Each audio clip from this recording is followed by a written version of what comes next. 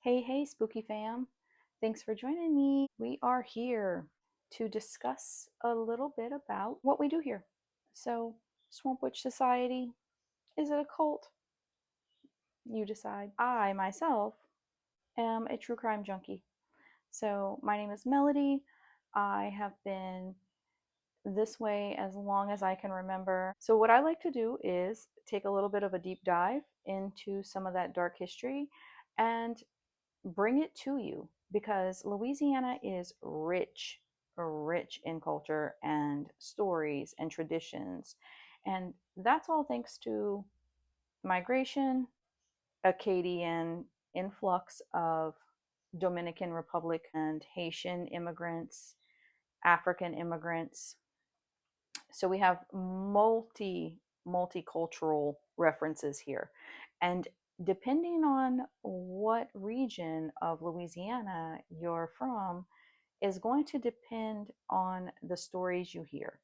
So we've got all this folklore is steeped in Catholicism, mainly to scare children, like the Rougarou and the Grunch, the Morgan City Hag, the Latish. All of these have a religious aspect to them and a warning to youngins. I try to explore those and see what the twist is that was brought in from their origins. And I like to give that to you. We have a lot of Creole people, we have a lot of Cajun people, and we have a lot of Native American people as well. So we can't forget about our Native American brothers and sisters. That is the Homa Indians, we've got the Choctaw Indians, we've got the stories that follow them as well. Ghost and history, mystery and lore. It's kind of my thing. So I come from a line of Cajun ancestors. The traiteurs are Cajun healers. They would lay hands upon people and do blessings, wish them well, get them better, pray, and then there's also traditions that are very much like pagan traditions that still are very much practiced here. We've got this legacy of brutality that I'm going to get into today. And one of the ways to stop negative energy from entering your home is take salt and line the doorways of your home and the walkways. And also, you can take a little bowl of salt, you can put it on your window ledge to prevent negative energy from reaching you. And we take it seriously. Let's get into the story, shall we?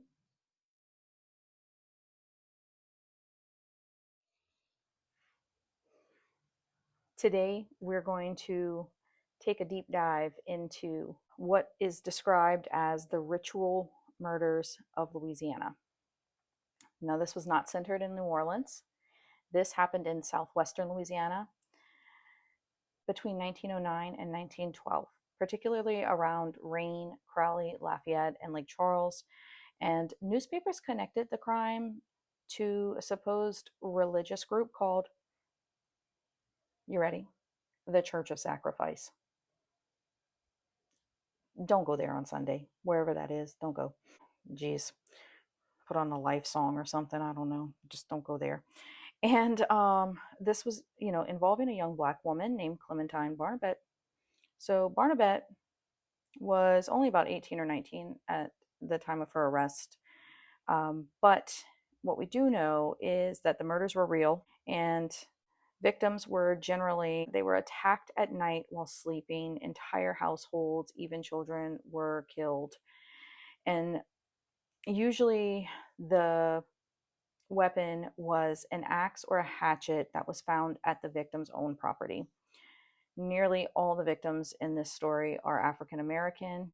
Families that were involved in these horrific crimes were the Opelousas or Rayne area family murders. That was in 1909. We don't have the names and the exact location of this particular first murder, just due to journalistic error, things like that.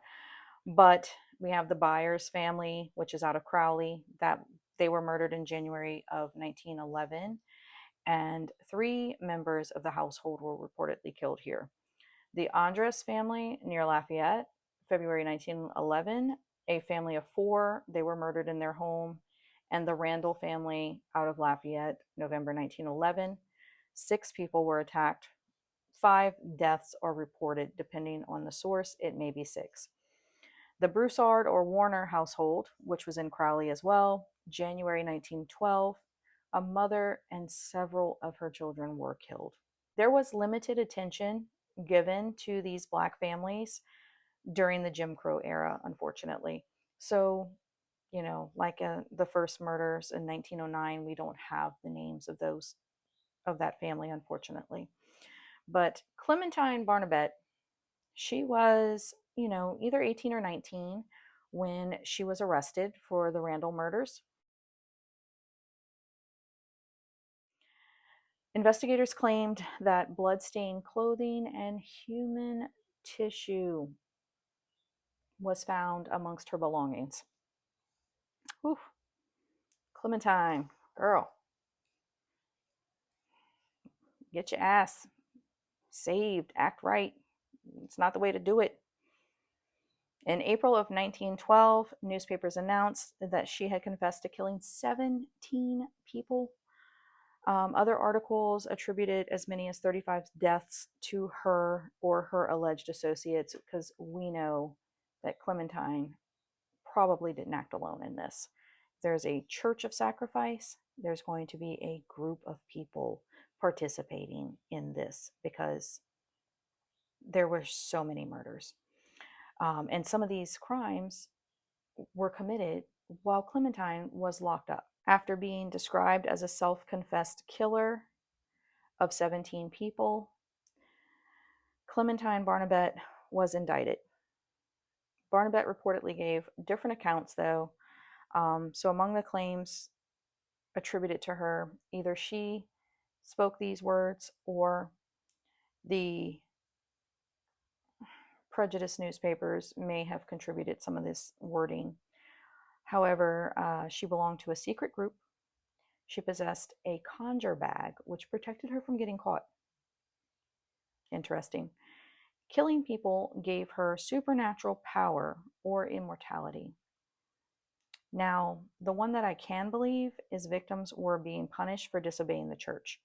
When we look back at all of our Louisiana folklore, almost every story is about listening to the rules of Lent, following your parents' orders, go to church, get baptized, or something bad will happen to you. Baptize your children, or they will be stolen by the, hag. Um, the Latish half alligator people would take your children to the abyss and they would become half alligator, half human. All of this religious um, terror tactic style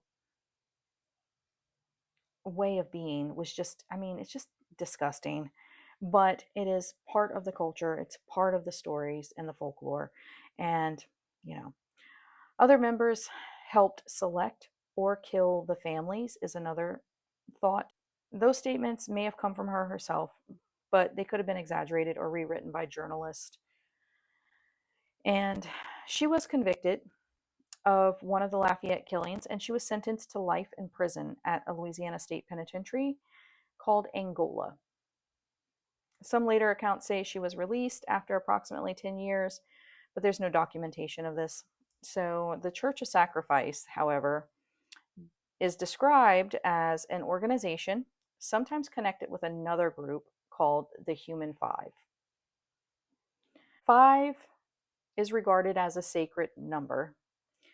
Targeted families containing 5 people, which we know is not accurate in all of these murders, marked houses before attacks, collected blood in buckets, and performed ceremonies over the bodies.